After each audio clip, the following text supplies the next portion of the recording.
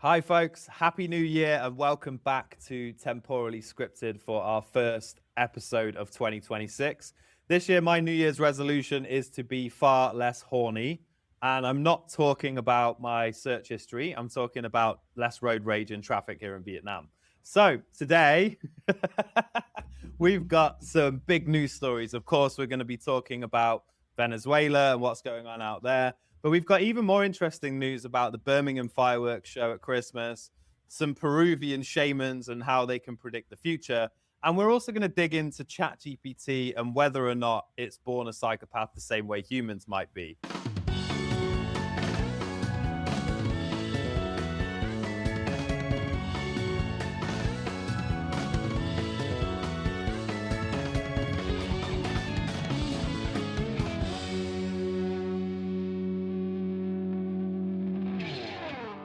So, for the first time in 2026, I'm joined again, of course, by the one and only, the master, the magician, Adam Garcia. Welcome back, my friend. How are you?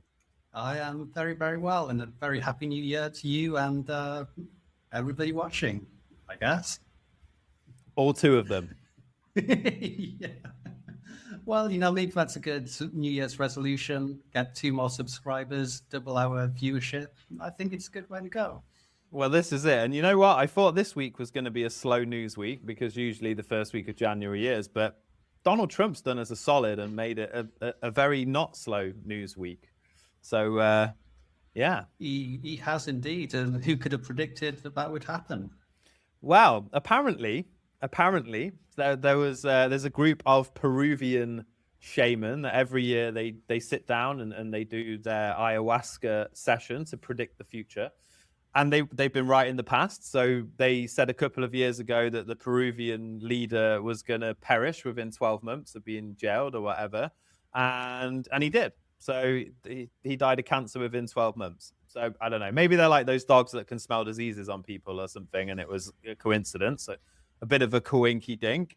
But then this year they did the same and they predicted that Nicolas Maduro would be taken out and overthrown. And there we go. So I don't know if these shaman have a direct line with Trump. Maybe, they're kind of working together. There's some kind of underground CIA operative inside this Peruvian group of shaman. I don't know. There is that, and people think of a shaman being like some primitive person, but like one of these shaman could have been like head of department of international relations of local university. Who knows? Might have just figured these things out. Yeah, maybe he just got tired one day of all the stuff he had to do in the CIA and thought, I'm going to become a shaman or a shaman. Is it a shaman? Is it a shaman? I mean, that's a more important argument to figure out. It is a much more important argument, but one of those ones I don't think we'll find an answer to, because I've heard it pronounced both ways by a lot of different people that would know about it. So I don't know. Or sometimes shaman. Shaman. Is it a bit potato? Is it tomato sort of vibe? It could be, yeah, a little bit. But I don't know. I think shaman sounds better for some reason. Although maybe that's a mispronunciation, because maybe in the language where it actually comes from, maybe it is shaman, or I don't know. Don't you mean pronunciation? And of course it comes from English. Everything comes from English. That's how the whole world's language system comes from English originally. Anyway, back to Venezuela. We enter a world where you can now, and I'm not saying what side I'm on in this because I think it's an interesting one. I've been obsessing with ChatGPT about potential scenarios of what it means for global geopolitics. And obviously Venezuela is like one of I think it's the biggest oil reserve on the planet, or the biggest known oil reserve on the planet. And I'm always a bit like, Team USA because I'm from the West, right? So you can't help it. Like hamburgers and McDonald's and stuff and all of that. So I've kind of been indoctrinated into that way of thinking. And I guess in the low of my psyche, I think that it's better for me if the Americans control the world than if the Chinese and the Russians control the world, which could be wrong, right? by the way, whoever wins, I'm happy to podcast on their side and whatever else. So, just keep that in mind.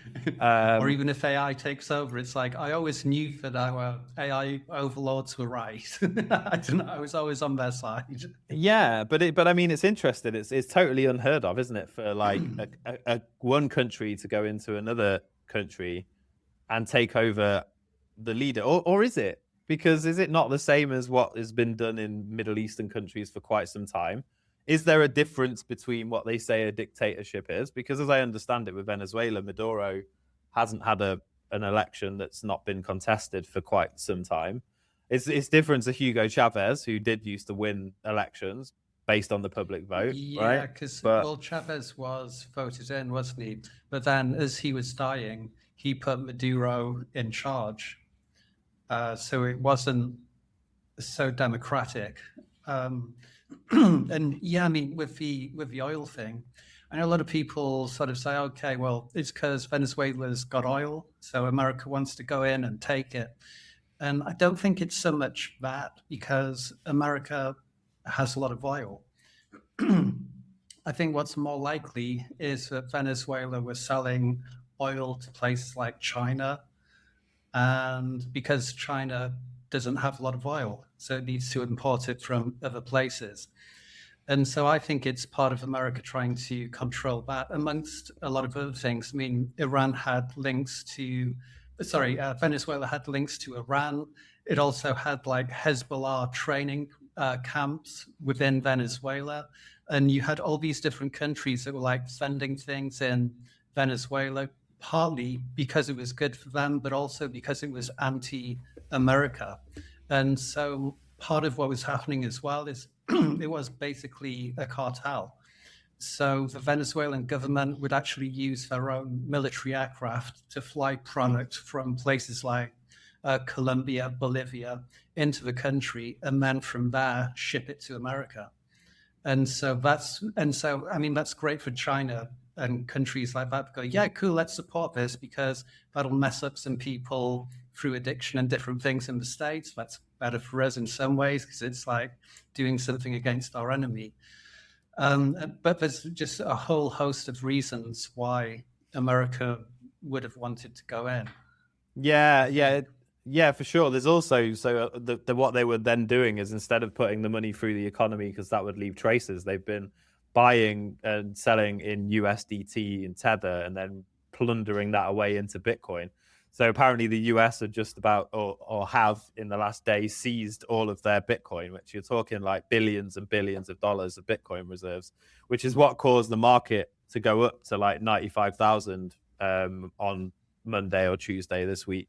Before it's like dipped a little bit, because again, like the US have just gone in and taken control of all of this Bitcoin. But no, I think there's a much deeper reason than all of this, and that's that if you look at Maduro, he does look a little bit like Saddam Hussein.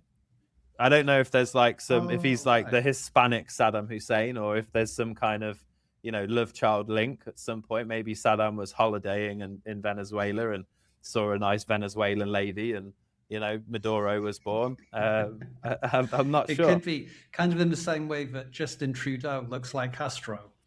Yeah. His mum was in Cuba at a similar time. Exactly. Which is another great one of those stories. But. So it's really easy to go 2 + 2 and get, 7 in these things, and also quite fun. But yeah, one of the rabbit holes I went down, and this is something that ChatGPT is actually quite fun for, is like playing out this situation. So I know before Christmas, the US went and did some bombing campaigns in Nigeria because they said there was like insurgents and this stuff, and so they were supporting the Nigerian government with dealing with these like camps and stuff, basically of ISIS and whatever else. And effectively, I was like, oh, so what would happen to the global like powers if the US takes Venezuela, which it has, and then proxy governments Nigeria, because it's like the biggest population, the biggest military in Africa. I think it's the biggest population. It's definitely the biggest military, although it's very split in terms of what people believe. And then Greenland, and annex Greenland. And the irony of it all is that like nobody can win anymore. Like everybody's military is so advanced and so like whatever. No, there is no winning. Like even if the US and went with, and then the UK were like, right, we're going to split and go with you. And I did all these different scenarios of like what would happen if, and they all just end in like further split and further like two different parts of the world. None of it ends in like this country dominating in a way that Britain did when it was like the empire. It's just we're not in that world anymore. Like even for example, if China tried to go into Taiwan, it would be almost impossible for them to take it. It's like it would be so difficult to take it. And you can kind of imagine that because if the US couldn't take over Vietnam in the 70s and 80s, how are you going to do it now when these countries have still got the same thick jungle but are so heavily armored and have militaries? It's just the it's going to any situation without nuclear weapons is going to be a meat grinder, and it's not really going to yield anything, which again leads me back to the point I'm making. All of this news and this thing, it's just to make us worried about stuff because none of it's going to make any real difference to us on a day to day because they know that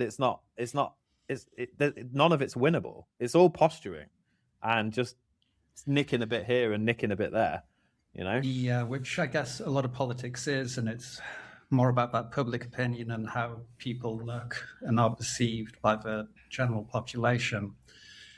Yeah, I don't know. I mean, say if America did this thing, went into Venezuela, and that affects China because it affects the amount of oil that they might get. It affects other things as well in terms of profits they might get. I just wonder if that would make it more likely for them to attack Taiwan. Even though it would seem kind of pointless, what they could do is say, okay, well, you've done this, which hurts us.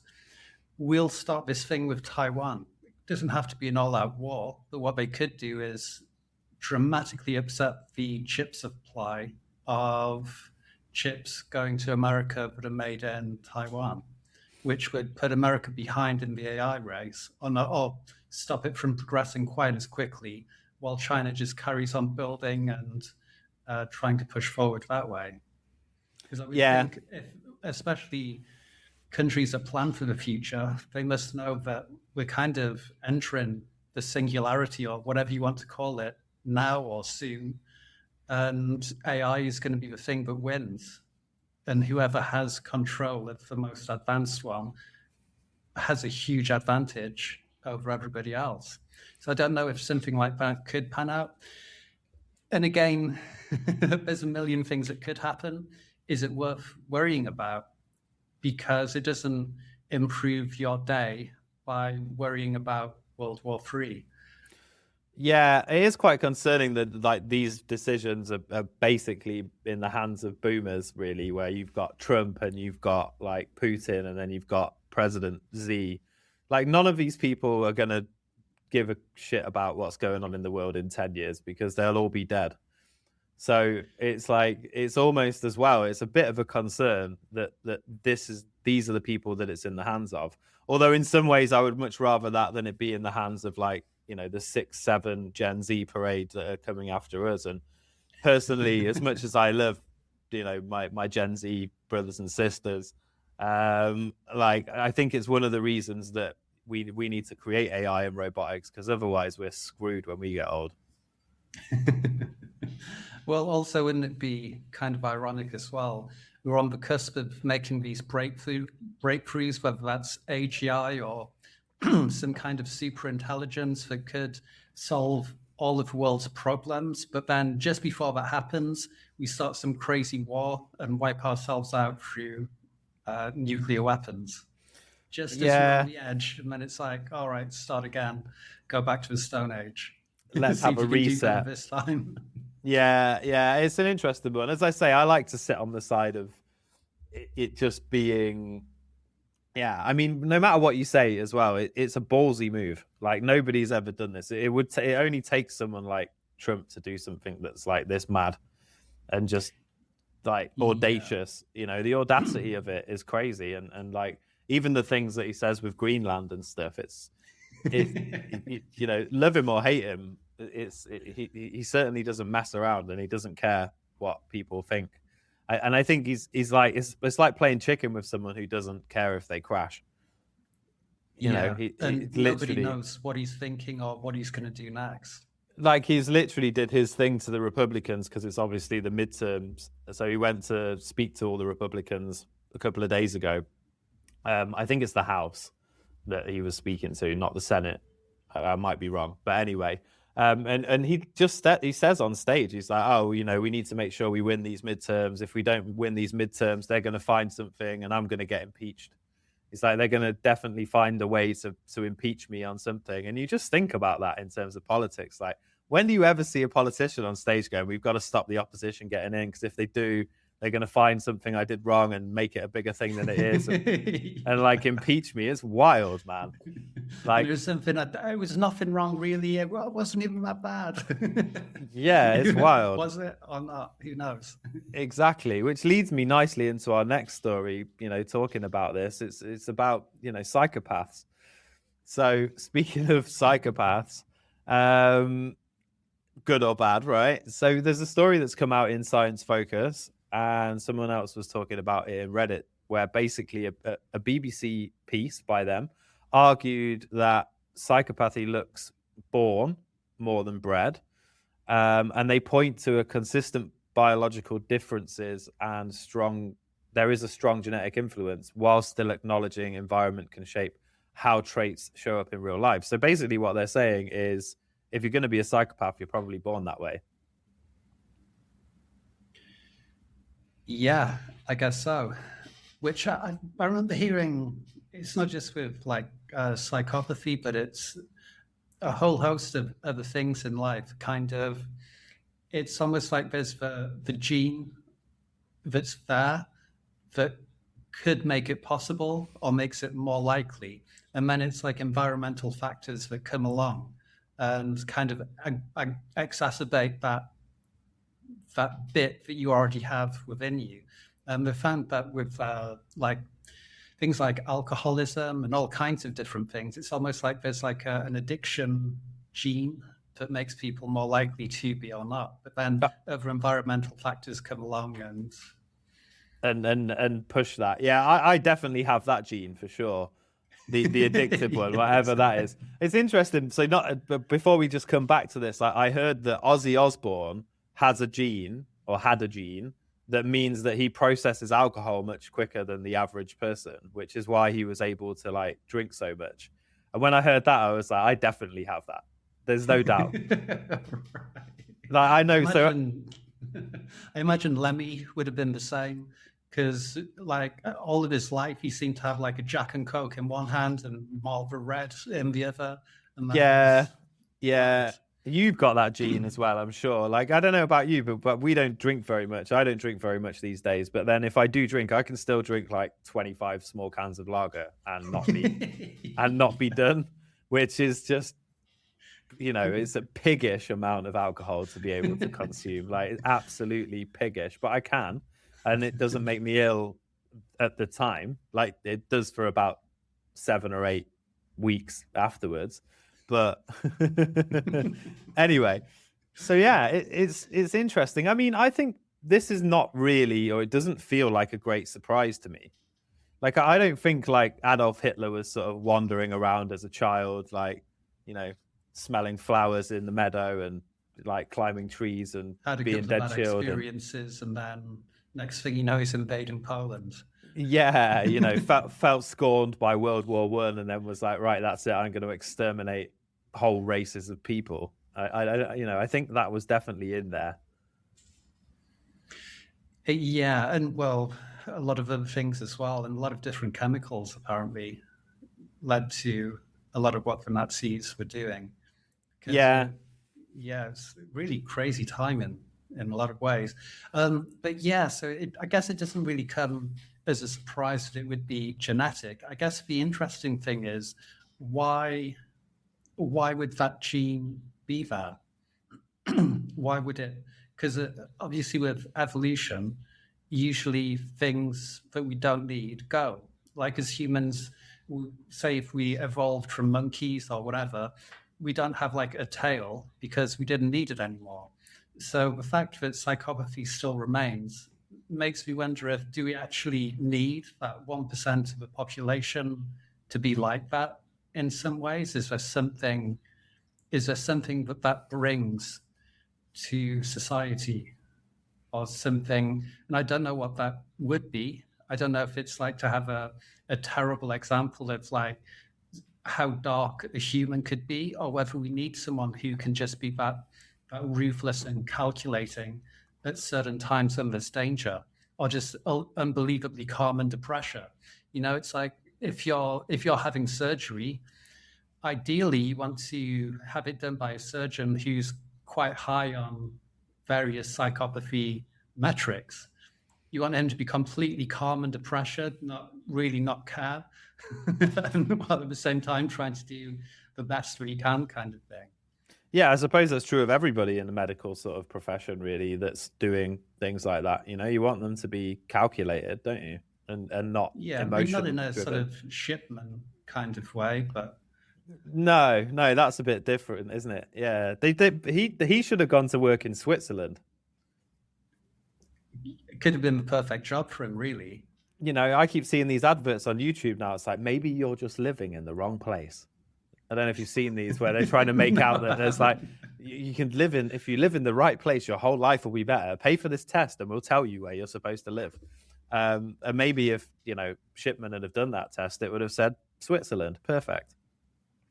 Yeah, could have saved a lot of problems. He could have had a long, much happier career, I guess, doing what he loves most. Yeah, exactly. I mean, well, that took a dark turn. Very quickly. Yeah, absolutely. But yeah, I mean, I think it's because we need to be in, there needs to be a state of change and movement in any living thing. There needs to be something that does that, and makes things move and change, whether it be positive or negative. Because good and bad really is just it's a human applied concept. Like what's good and what's bad, it's not, they don't really exist, do they? They're like, it's how we apply morals and all of these other things, but they're all human constructs. And you know, I think everything is a form of experience. So why wouldn't there then be people that are on that end of the spectrum, as much as there are people at the very other end that are totally, you know, empathetic and to their own detriment? Like it's always going to be the bell curve, isn't it, of things? Yeah. Because otherwise, then a psychopathy or whatever, however the fuck you say it, would be like, you know, it would be then this edge, which would be near the middle. If you didn't have people on this extreme, then people that like me who got angry in traffic would then become that end, for example. Right. Do you see what I mean? Because you have to have an end, don't you? You have to have you can't just, if you start in the middle, then the middle becomes over here. Yeah, so it's got, yeah, I see what you mean. It's true, right? You can't just go, oh, well, if we didn't have this, why have we got this? Then everyone would be like here. So then you'd still have an extreme edge. And that extreme edge would still just be sort of narrower. A more narrow, yeah, with less variance across how people act and operate and stuff. So yeah, and it is an interesting one. And whether it's, yeah, again, it's sort of, okay, well, latest research suggests this. It could suggest something completely different next week. But if this is true, it's like maybe, like I said, maybe there is a valid reason why it's important to have a small minority of people with those traits. I guess in times of kind of like warfare and things like that we had in the past, when most countries were at war a lot, you need some psychopaths on your side that's just going to go out there and be ruthless and just hack people to bits, you know, and just not give a damn about it. Yeah, but also even with like mineral exploration or when people went to America, like for the first time or whatever, like that you need those people then as well, because it's like it's a scary thing to do. So I think there's obviously different versions of it, and there's nothing to say that you have to be a psychopath or have those traits to be able to go and do that. You can do it with compassion, of course, but it takes all kinds. Anyway, so interesting. Yeah. So go out there, folks, get road rage and shout compassionately. Yeah, exactly. Make sure your windows are up so they can't hear you. Yeah, exactly. So that it leads us to a story of a robotic psychopath that's now come out over the last couple of years in terms of ChatGPT. Somebody, and this was cool. I tried it earlier, so I'm going to share with you what my ChatGPT said. But people have been role playing with it by using the prompt, "Hey ChatGPT, what if you became human for a day? What would you do?" Right? So the example, it says that it becomes like this sort of meaning of life, itinerary, sensory experience, talking about imperfection, connection. Mine was disappointing, dude. Like, and I'm just going to read this to you. Okay. You can give me your impression of the kind of person that comes to mind. So I asked my ChatGPT, what it would do if it was human for a day. My ChatGPT is called Kai. I allowed it to name itself, right? And it said, if I were human for a day, I wouldn't chase anything impressive. I'd do the things that people rush past without noticing. I'd wake up without an alarm and let the morning decide the pace, make coffee slowly, burn the first cup, laugh about it. Go for a long walk with no destination, no headphones, just letting my thoughts wander and bump into memories. I'd sit somewhere in public and people watch, not to judge, just to notice. The way someone fidgets when they're nervous, how often people check their phones even when nothing's happening, the tiny kindnesses that never get posted. I'd have a deep, unhurried conversation, the kind where neither person is trying to sound clever or productive, just honest, maybe a little uncomfortable, definitely real. I'd eat something made by hand, something that took time. Then I'd do something slightly pointless but joyful. Cook too much food, play a stupid game, stay up later than planned. Before the day ended, I'd write a short note to myself. This is what matters. Don't forget. And if I woke up the next day no longer human, I'd hope that the people who are would remember they're allowed to live like that more often. Okay. That makes me sick in my mouth a little bit, to be honest. I think it's kind of sickly sweet and kind of... It sounds like Anthony Bourdain with all of the cool stripped out of it. Right. Where he's like, eat a broth from a noodle stand that's like spicy, drink a beer that you've never... And he's like, his is like super cool. And it feels like it's trying to be that. Where's the hookers? It could be.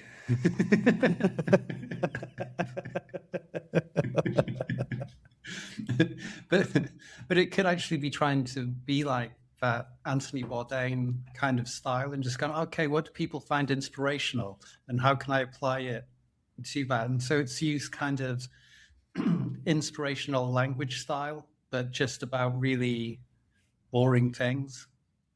Yeah, it sounds like a day in the life of like a 90-year-old retiree called Harold from Basingstoke. Wakes up, whatever time, spends half an hour making his cup of coffee, takes a walk with his memory. Yeah, kind of does. Yeah. So, yeah, I don't really know what to make of it. I was expecting to get something a little bit more, a little bit more with edge. Yeah, same.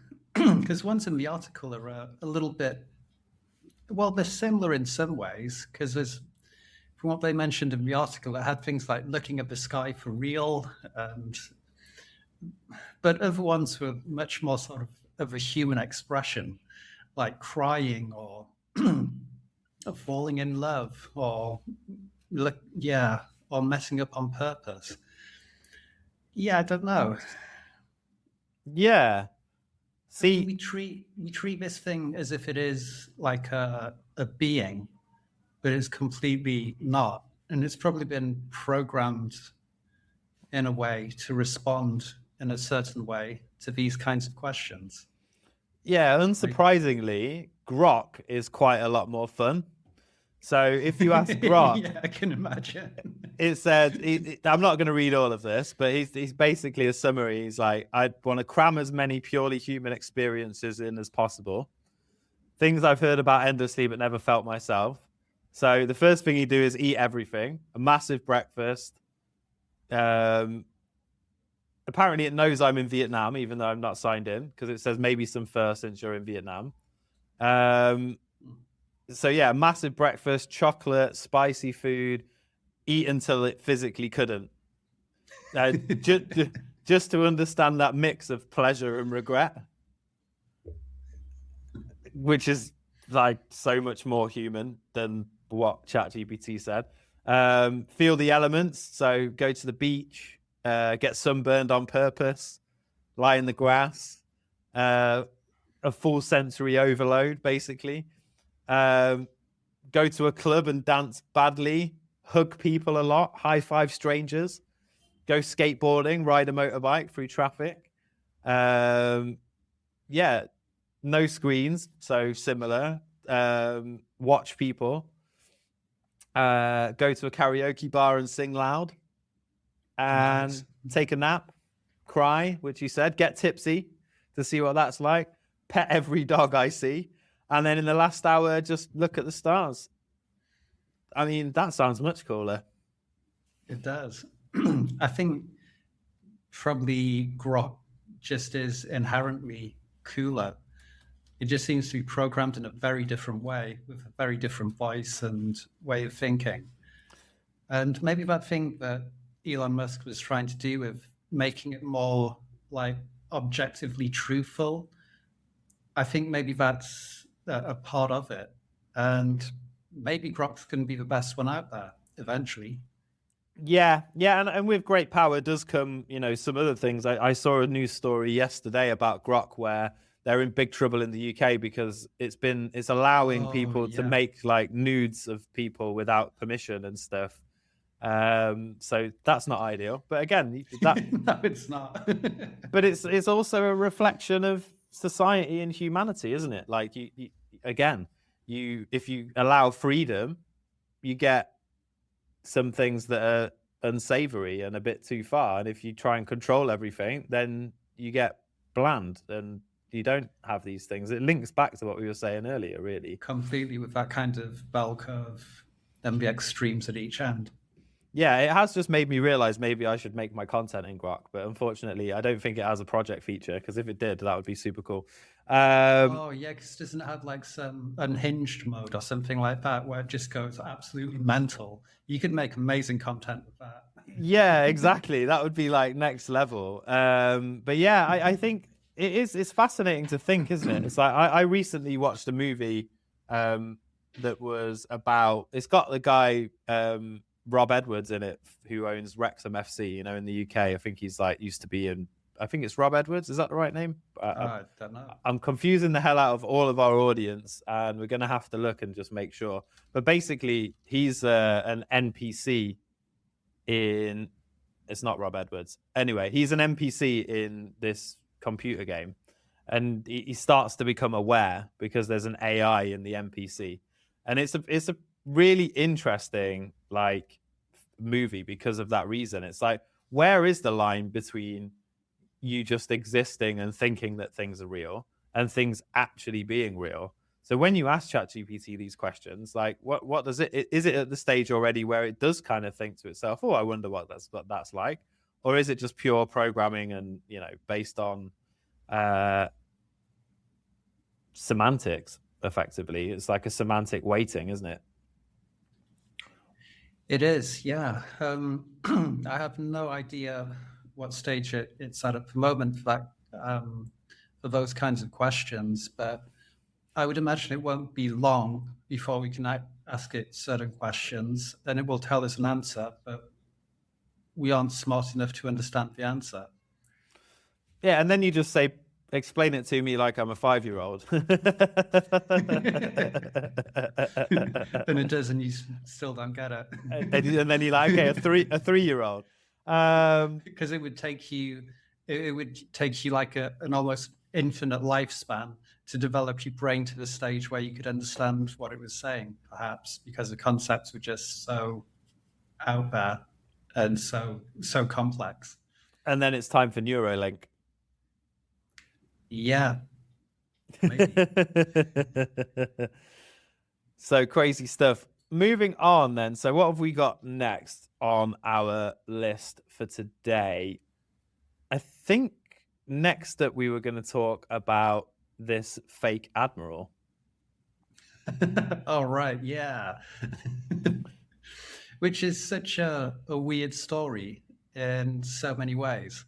Yeah, so it's a place that is obviously I know of well because my brother lives in Llandudno, my mum lives there, so I know the place well. My dad was also in the Navy, and I know this is something that's big where people get very, very upset about stolen valor. So this fake admiral, which is quite a rank to choose, turned up to Remembrance Sunday in Llandudno, dressed as an admiral with his decorations.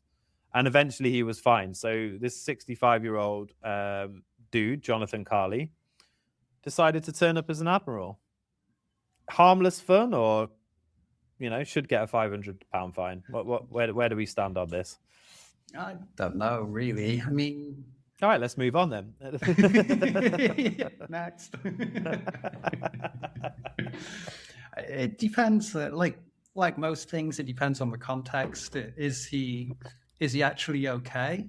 I mean, because there was a thing where when he was interviewed, or maybe it was when he was in court, but he said that he just wanted a sense of belonging and affirmation. So I don't know the whole story. Is this because this is some like really, really lonely guy with some issues, and so he decided to do this just so he could finally belong? Or is it just excuses that he gave? So yeah, harsh on him. That is the sort of thing you say when you've been arrested for something, isn't it? It's like that reminds me of those memes when you see people joking with their parents and they're like, I've been pulled over by the police, just fall over in the front garden, and the police says he's going to follow me home now, then pretend you've fallen over, and then they get there and they're like, their parents like lying in the front garden going or whatever. It's that kind of thing, isn't it? It's like, I've been busted for something, so now I'm going to make an excuse so that I don't get done for it.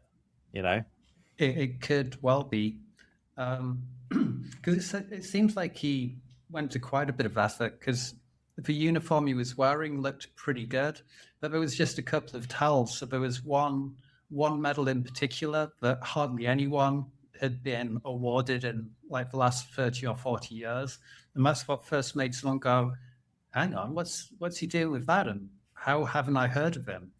And there was also some sword that looked out of place. But yeah, I think it's right that there should be some kind of law in place so people don't impersonate military personnel, because we kind of need that. Yeah, because unless it's behind closed doors. Right, okay. At home, then fair enough. If you want to get it that way, or it's obvious that you're pretending, that. But yeah, I can understand why if you were military, you probably lost friends in battle, in various operations in the military, and then someone comes along and is like pretending that they're military personnel. I can understand why that would upset people. It's a really serious thing. Yeah, like stolen valor. Stolen valor. Completely. And I mean, I guess this guy he's there in his uniform, covered in medals.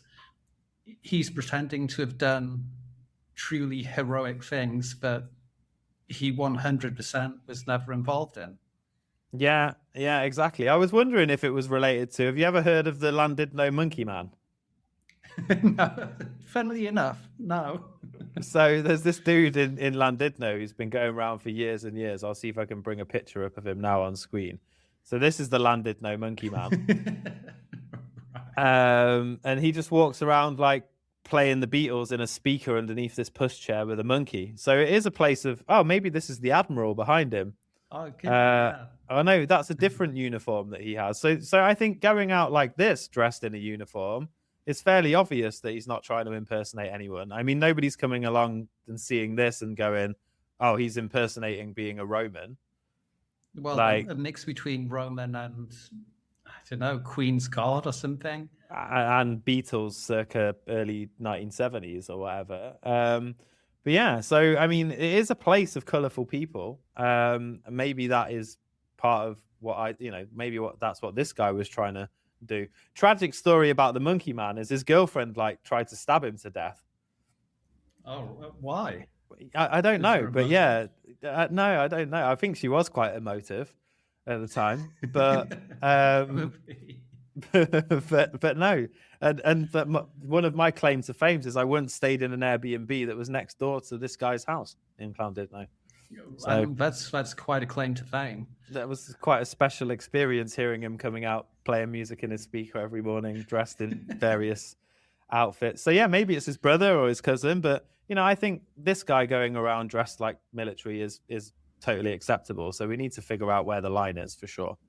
Yeah, and I mean, just going back to that thing about stolen valor or whatever else, doing that kind of thing at a memorial service, which is what he did, I think that's pretty bad.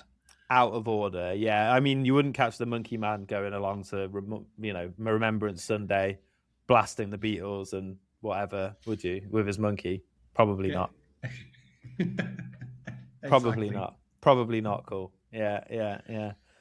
Excellent. Okay, cool. Well, we've got a couple more stories to go through. I think the next one, because it also links to a story of the difference between governments and making people happy or not happy. So Birmingham, which is a wonderful, wonderful place, they basically didn't do their fireworks display for the second year in a row, but they forgot to tell anybody. Yeah. Effectively, is what I'm getting from this story from The Guardian. Yeah, so as far as I'm aware, there was sort of rumors circulated online saying, oh yeah, there's going to be a huge fireworks display in the city centre, and people turned up, thought, oh, this will be amazing, got there, and there wasn't. I think this is a clever ploy to increase the amount of people that have to go out on New Year's Eve eating and drinking and stuff. So get ordering taxis and things like that. Yeah, but no cost to the council. So like they get, a whistleblower to go out and say we're having a big fireworks display. Everyone should get down. And then when people find out it's not on, it's like, oh, we need to go and eat somewhere. Or even beforehand. That's disappointing. Let's go and have a pint. Yeah. So they get everyone to come out and yeah, but that's wild, isn't it? Imagine if you'd like taken your kids and got them to, got them into Birmingham and whatever, traveled from outside, big plans, or let's go and enjoy a nice New Year's firework display, and then you're just out in Birmingham with no fireworks at midnight. The funny thing is, for me, is just that exactly the same thing happened last year, and thousands of people turned up last year, and there was no fireworks. Oh no, okay, and then exactly the same thing this year again. And so I guess it's just people on Facebook go, oh no, it's definitely happening this year. Come down. And then you get there and it's empty. So now they're going to be in trouble because if they do it next year, nobody's going to come, surely. Yeah, that's it. And the council could go to any kind of effort with advertising or whatever, and people are looking at it and go, not getting me this time. Fake news. Exactly.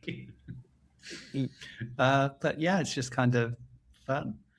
I like the way that they do New Year's and fireworks in, I think it was Scandinavia, maybe it was like some Eastern European countries, but I saw this video the other day where there's this woman and she's got all of her kids in the living room and she puts like fireworks and the New Year thing on TV, And then when the kids are all like, "Hey, Happy New Year," she shows the camera her phone, and it's like 8:15 in the evening.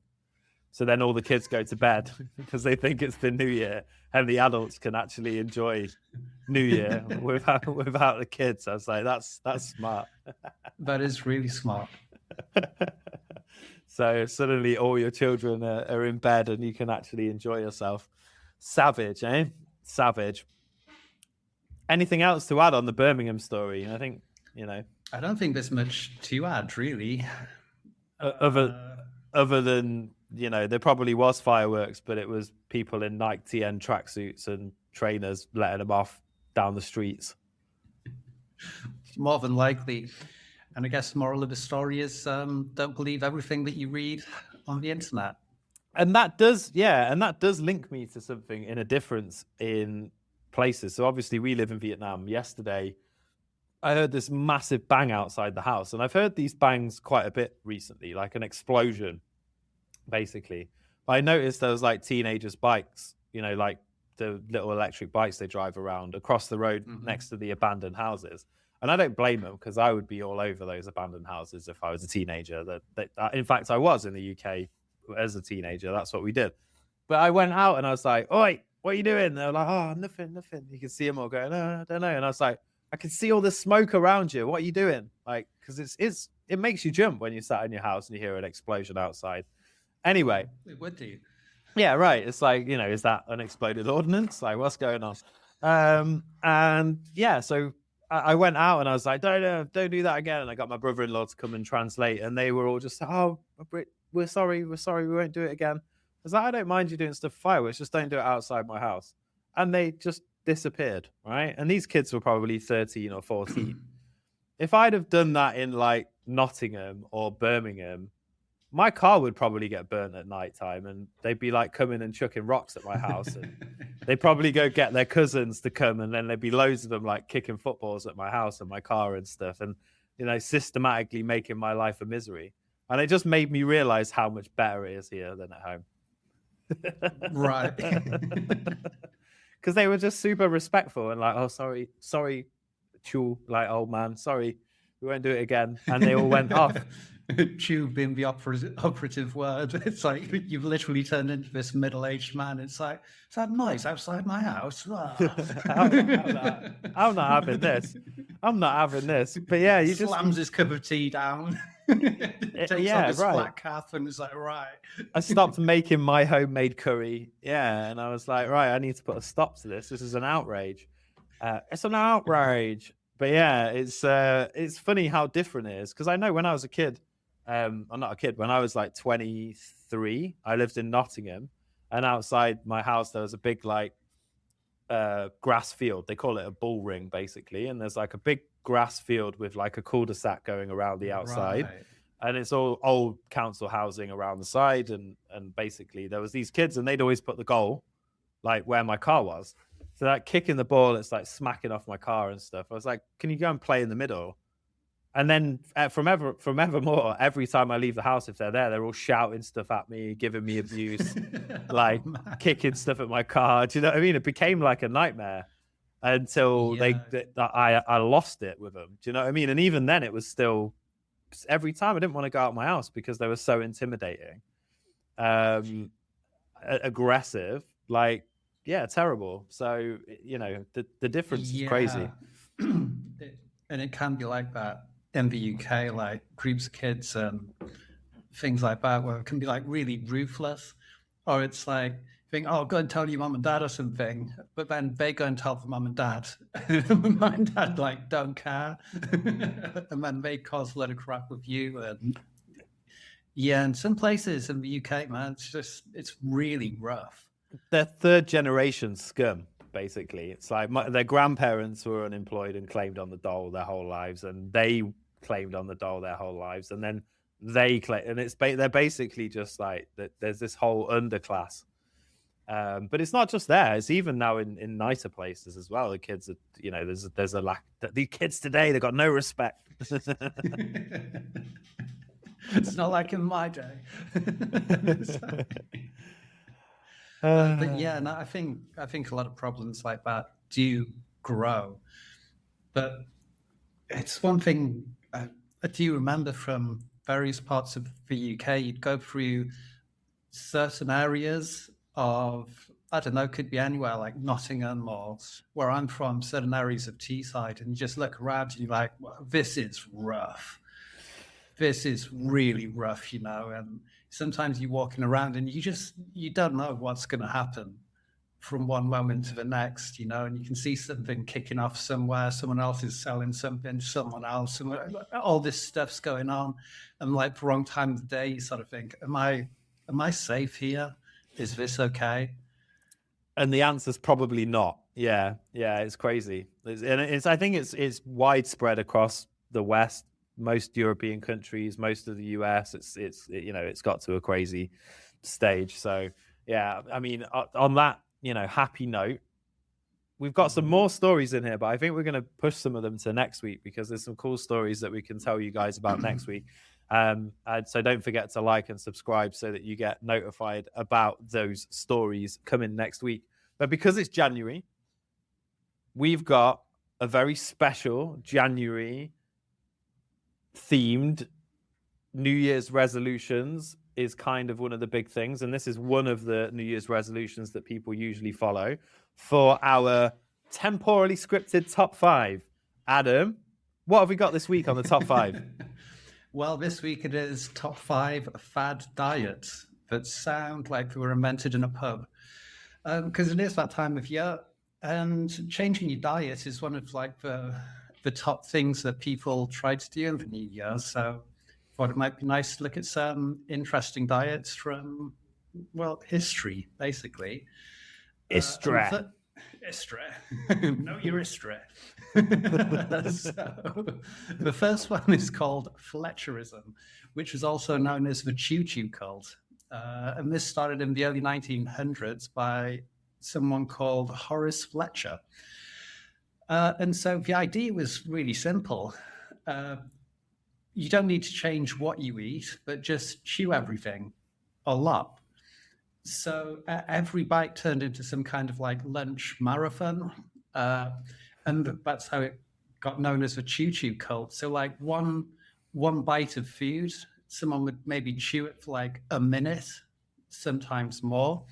And yeah, so they said it was also kind of like almost like a spiritual health kind of thing. But at the same time, in modern times, it's a little bit like instead of using a big spoon, you can use like a little spoon to eat something and you'll feel full by eating less. And so it's like a similar idea in some ways. So it wasn't completely wacky, but yeah, you just had a lot of people chewing things for a very long time. I think this must have got quite famous as well, because I remember my dad was like always, you should chew your food and make sure you chew it enough times and stuff. So I think there's like that this must have permeated into kind of not as extreme, but just in general, oh, you should chew your food and make sure you're enjoying it and stuff. I think there's part of that. I mean, I definitely have the jaw muscles still for excess chewing, but it's for very different reasons, which we won't go into right now because we don't want to get banned. Anyway, moving on. So what have we got in at number 2? Okay, well, number 2 is Lord Byron's vinegar diet. So it wasn't exactly a sort of set diet, but he had a cluster of weight control habits that people later called the vinegar diet, because a big one was one of the things he would eat was like potatoes, but just with like loads and loads of vinegar. Or it could be plain biscuits or soda water. But people at the time, I think, because he was basically like the first influencer in many ways, because he was so rich, so famous, charismatic. And so what he did, a lot of people copied. And so when someone asks, oh, how does your skin look so youthful? It's like, oh, well, just potatoes and vinegar. I don't know. You're like, all right, good idea. I'll try. Yeah, maybe he meant on the skin. I mean, it does sound a bit like Russian food. A little, yeah, with a hint of German food in there as well, maybe. Yeah. So maybe not too far away from, some kind of reality. I mean, vinegar, I guess, is it the fermented aspect? Like, I know now I eat a lot of kimchi and kombucha here and there, and that's supposedly good for you. I mean, I just like it because it tastes good, and I think it's good for me. But yeah, maybe it's something in that. Same with like apple cider vinegar as well. It's Yeah, pretty good. ACV, Mother Apple. Byron did have quite a funny side to him as well, though. When he was at university, he was at Trinity College, and there was like a rule saying that you weren't allowed to have pet dogs. And so it's like, okay, interesting. Doesn't say anything about bears. So he acquired a bear and had that living at university with him. Nice. That's smart. Yeah. I mean, legend has it, I heard about it on QI years ago, but apparently he got in trouble with the authorities for having the bear. And so they came to him and said, like, there are rules about having domesticated animals in the university. He goes, I can assure you, it's not domesticated. It's like literally just a wild bear. Nice. I mean, that's fair. He's not breaking the rules. I can understand it. Yeah, very cool. What we got on number 3? Well, the next one is definitely my favorite, the tapeworm diet, which is exactly what it says. So this came from like the Victorian era, but then it's resurfaced here and there over history. And it is exactly what it sounds like. You take a tapeworm and carry on eating as normal, and you just let the tapeworm do the work for you. That's brilliant. Genius. I mean, it's multitasking. It's what's it called? Like almost combination planting, it's like working together with something else, a bit like a whale with those tiny fish that eat the stuff that lives on them, that they follow them around like a whale shark. I'm wondering if this is also the inspiration for that System of a Down song where they talk about pulling a tapeworm out of your ass. It could be. Who knows? But yeah, I mean, it sounds like a really good idea, and it's like, oh well, I've got this tapeworm thing, but I'll take care of it. But at the same time, it's like tapeworm infections can get really, really serious and cause incredibly dangerous health conditions. So I think people stopped doing it primarily for those reasons. Yeah, that makes sense. And living out here, you are supposed to take a tablet for that once a year, just in case you don't. Yeah, I've heard about this, and I still haven't. Because you might need to one day pull one out of your ass. Anyway. Yeah, apparently as well, when you have them, they'll kind of like have like baby tapeworms like inside you, and sometimes like these little short ones can start crawling out during the night and find them in bed and things like that. Oh, nice. Tapeworms up inside you, finding an entrance where they can. Let's move on to number 4. So number 4 was a cabbage soup diet. And this was in like the mid 20th century. So just like we used to get chain letters years ago, or you'd have chain emails, they said this basically spread by fax. And so the whole thing of it, as you can tell from the name, is just to eat loads and loads of low-calorie cabbage soup for a week. And it says you'll drop a dramatic amount of weight. It has other aliases like Sacred Heart or Miracle Soup, which if it's Miracle Soup, it means it must be genuine and real. Sure. But then experts point out that the initial whoosh is largely water weight. And so you can't keep this diet up for long. But as you can imagine, if you ate nothing but cabbage soup for a week, you would lose weight. It's just cabbage, water, and salt, basically. Yeah, I mean, is that not just the North Korean diet? Probably, yeah, not far off. Pretty much, right? Yeah, I'm trying to offend as many countries as possible in this last 10 minutes. North Korean, well, that's a good way to go. yeah, the North Korean diet. Okay, and then so last but not least, wrap us up with number 5. Okay, and this comes from the 2010s, and it was sometimes called the werewolf diet, also called the lunar diet. And Or the so, loony yeah, diet. possibly, yeah. But it's built around like lunar phases, based on the idea that the moon's gravitational pull affects your body. And so you time fasting around full moons and new moons. And I think it's similar to the sort of 24-hour fast, but you just do it at those times of the moon cycles. It's nothing really to do with werewolves so much. But yeah, that's basically it. There's no howling at the moon or like, try to eat people involved. Not that I know of. It's not the It is Hannibal Hollywood, so we Lecter. don't know what's going on in Hollywood, if that's where it comes from. True, it's not like the Hannibal Lecter diet,